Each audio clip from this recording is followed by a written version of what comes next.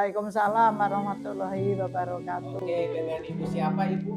Nama saya Ibu Hajah Wuryani Hadi. Saya asli dari Sragen, Solo, Jawa Tengah.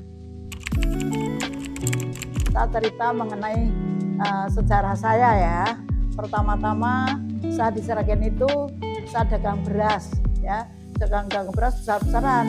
Saya kirim ke Surabaya, dari Sragen Surabaya, saya kirim dari Sragen ke Jakarta ya. Terus nomor 2 saya dagang buah. Saya merekrut jeruk dari Bali, saya setorkan Cirebon, saya setorkan Jakarta ya. Wah itu saya banyak sekali. Saya dapat uang banyak sekali. Karena uang banyak itu sampai saya nggak bisa tidur karena kebingungan ya. Tapi akhirnya saya mengambil keputusan supaya saya tidak mondar-mandir. Saya buka pecah belah. Saya buka grosir pecah belah ya. Nah, saya beli toko, buka grosir pecah belah.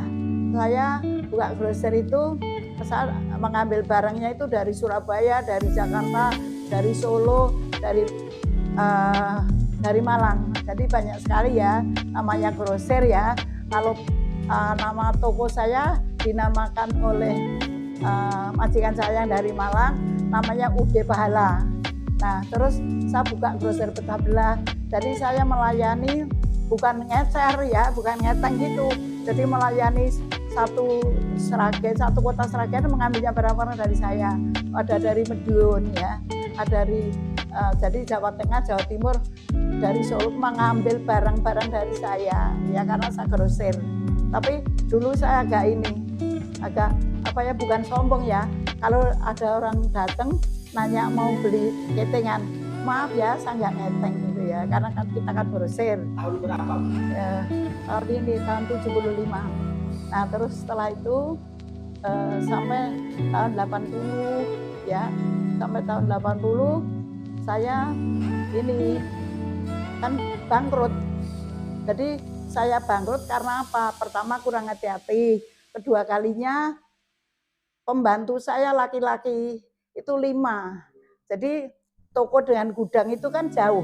Jadi saya nggak bisa kontrol kalau malam. Karena apa? Karena waktu itu masih banyak duit. Jadi kalau malam nggak bisa nyocokkan barang saya masih berapa. Ngitung duit aja sampai capek. Sampai saya berantem dengan Pak Adi gara-gara ngitung duit kecapean, ya kan? Nah, tapi setelah itu ya, karena karyawan saya tidak jujur, saya betah 5 tahun. Saya bertahan sampai 5 tahun. 5 tahun bangkrut habis-habisan, utang banyak. Sampai rumah tak jual, toko tak jual, tidak lunas utangnya. Tapi saya tidak putus asa. Majikan-majikan yang punya utang saya panggil semua. Kalau saya mau tutup, ya kan? Nanti kalau toko saya laku, nanti tak jual, tak bagi. Syukur bisa lunas, kalau enggak ya saya berusaha lagi. Nah setelah itu saya tidak punya apa-apa. Rumah habis, toko habis, adanya tinggal anak dengan suami ya. Tapi saya tidak putus asa. Meskipun saya bangkrut ya, tapi saya tidak nelangsa. Saya masih gaya. Saya ke Jakarta ya. Saya ke Jakarta, namanya kita orang dagang, kan banyak perkenalan toh orang dagang. Jadi saya masuk pasar Depok. Saya mengenalkan diri dengan pedagang-pedagang Depok. Ya, nah terus saya nanya apa ya yang kira-kira bisa saya bawa dari Sragen bisa setor ke sini. Dijawab pedagang-pedagang, Bu, bayar telur asin aja. Ibu ngirim telur asin aja. Kalau ngirim telur asin nanti dibagi-bagi, nanti dijual, dibayar. Tapi benar, saya ngirim telur asin, saya masih dipercaya dengan orang Sragen meskipun saya bangkrut. Saya bawa setor telur asin itu 1 truk. Saya bagi. Tapi lama-lama kalau saya story dibayar, kalau nggak saya story nggak bayar. Nah, udah 1 tahun tidak dapat untung, tidak bisa bayar utang. Tapi Allah membukakan jalan saya mohon, minta pertolongan, minta petunjuk ya. Terus namanya Bu Sri lengganan saya telur, saya tanya, Bu pembantunya kok nggak ada, kemana? Baru pulang. Saya beri pembantu mau. Saya bawakan 1 laki-laki namanya Sunar, anaknya Mbah Wiro ya. Terus di situ baik Sunar itu jujur baik. Akhirnya tetangga pasar ngambil saya semua, ya kan, pesan-pesan saya semua. Nah, satu orang saya dapat upah 5.000. Tahun berapa? Itu tahun 80 lebih, 82. Terus akhirnya setelah itu merembet ke jalan ini Nusantara, Jalan Margonda, sampai di Jakarta Pusat, Jakarta Selatan. Itu pada pesan dengan saya. Nah, tapi saya belum punya izin. Saya ditangkap polisi, diserahkan ditangkap polisi. Saya ditanya dengan polisi, "Ibu, ini mau dibawa kemana?" Saya kan bawa orang 16 dengan telur 1 truk. Saya jawab, "Bapak mau menangkap saya, ini kan mau saya salurkan, mau saya carikan pekerjaan gitu ya. Terus Pak mau menangkap saya, Bapak mau menangkap saya, udah punya izin dari kemudian untuk menangkap saya enggak?" Kalau gitu. Tapi saya diem ya, saya diizinkan berangkat bawa telur 1 truk dengan anak buah 16. Terus setelah itu, "Bapak kalau nemui saya besok hari Rabu ya, alamat saya ini." Hari Rabu bener saya pulang, polisi itu datang karena udah diselidiki. Kalau saya bawa orang itu kan berguna dengan anak-anak, tarikan pekerjaan, dapat uang. Akhirnya saya dibantu, malahan suruh merekut nggak apa-apa, ya kan. Tapi sampai di Depok, anak saya ditangkap polisi. Karena apa? Karena saya belum punya izin. Tapi itulah, jadi saya bisa mendapat izin karena dengan pemerintah disarankan saya membuat izin tenaga kerja itu. Terus akhirnya saya buka itu di Jalan Kartini nomor 43. Saya setiap hari mendapat kiriman, bisa menyalurkan orang kalau mau lebaran, bisa menyalurkan orang itu sehari 250, sehari 270, sehari, sampai sehari semalam nggak tidur pernah. Orang itu antri, kalau jam 5 pagi udah antri, ya mobil-mobil antri Jalan Pemuda, Jalan Nusantara, sampai saat dijaga polisi, setiap hari jaga polisi. Karena apa? Karena saking ramainya. Nah itulah, tapi lama-lama, itu saya buka tahun 1984. Tapi lama-lama setelah ada ini ya. Tapi perkutan saya dari ini, dari seluruh Indonesia, mulai Jawa Tengah, Jawa Timur, Jawa Barat, ya, langsung Lampung, Bengkulu, Lubuk Linggo, NTT, NTB. Jadi ada, jadi seluruh Indonesia. Nah, setelah itu saya buka di Batam. Buka di Batam kurang lebih 30 tahun ini. Nah, di mana alamatnya? Alamatnya di Taman Sari dulu pertama.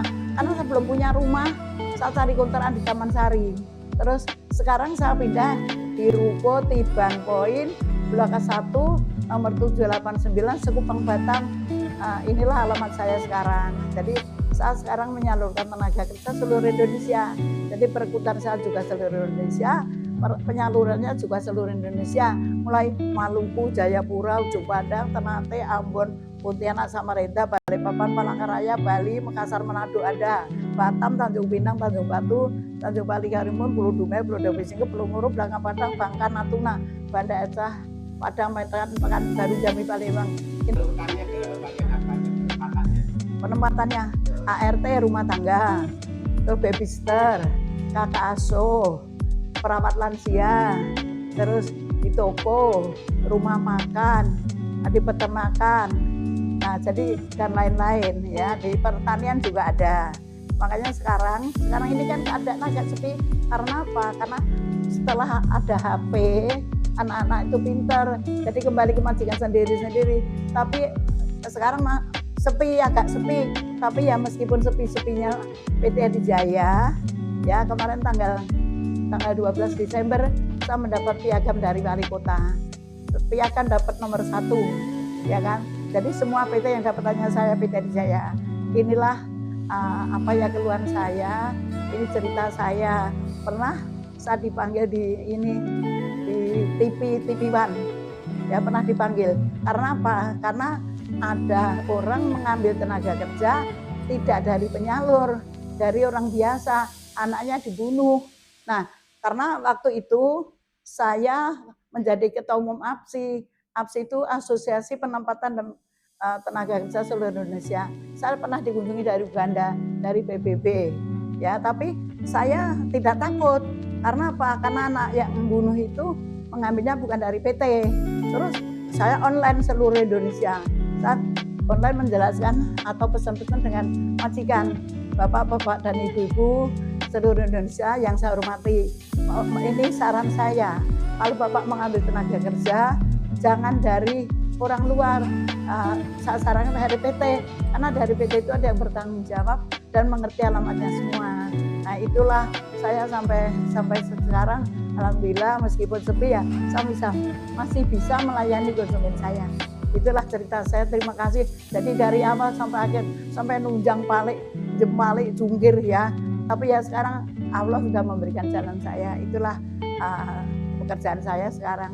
Minta asisten rumah tangga itu gimana caranya? Kalau ambil pekerja rumah tangga, pertama harus punya KTP majikan ya. Kedua kalinya juga membayar administrasi. Karena apa? Karena kalau nggak dibayar ya PT nggak bisa berjalan, ya kan? Kalau ngambil administrasi, kalau sekarang satu orang 4 juta, tapi kontraknya 1 tahun. Apabila di situ anak tidak betah atau majikan tidak cocok, bisa dikembalikan ke PT, mendapat pengganti, tidak bayar lagi. Itulah. Oh, ada kejadian apa Bu yang paling nggak enak? Ada Peristiwanya. masalah ya namanya. Yang gede kira-kira. Ya namanya menyalurkan tenaga kerja nggak mungkin mulus semua ya, karena kita menghadapi anak-anak, kadang-kadang ada anak yang bandel ya kan, terus kadang-kadang ada di majikan nggak bisa, males kerja, diarahkan melawan. Tapi itulah keluhan saya, tapi ya saya didik, karena kalau mau saya salurkan kerja, anak itu saya didik dulu, didik ART, diajari nyuci ngebani, terka masak ya. Kalau babysitter juga diajari mandiin bayi, gedong bayi dan sebagainya. Tapi semua di tempat saya ada pelatihan LKP ada. Itulah cerita saya Pak ya. Inilah mungkin kurang lebihnya, mohon maaf dan terima kasih. Mungkin ada kata-kata yang salah ya. Saya mohon maaf lahir dan batin. Assalamualaikum warahmatullahi wabarakatuh.